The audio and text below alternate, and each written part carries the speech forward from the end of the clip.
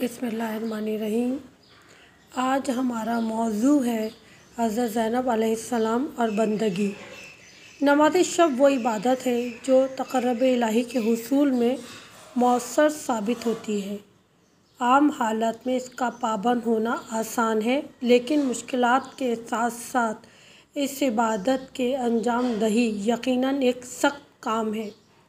لیکن یہ خصوصیت ایک ایسی خاتون میں پائی جاتی ہے جو خود تو 14 معصومین کی فہرست میں نہیں تھی، لیکن جس طرح فصاحت و بلاغت میں اپنے پدر بزرگوار کی شبیہ تھیں، اسی طرح عبادت و بندگی میں بھی انہی کی مثل تھیں۔ وہ ذات بابرکت وارث کربلا، محافظ پیغام حسینی حضرت زینب علیہ السلام کی ہے۔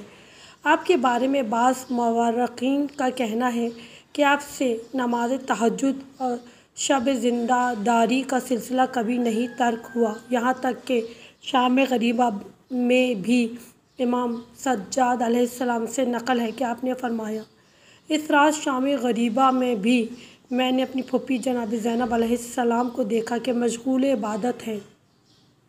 جناب زینب علیہ السلام کا نماز شب کی پابند ہونے کا اندازہ امام حسین علیہ السلام کے اس فقرے سے لگایا جا سکتا ہے کہ جو امام نے رخصت ہوتے وقت فرمایا تھا، اے بہن مجھے نماز شب میں فراموش نہ کرنا۔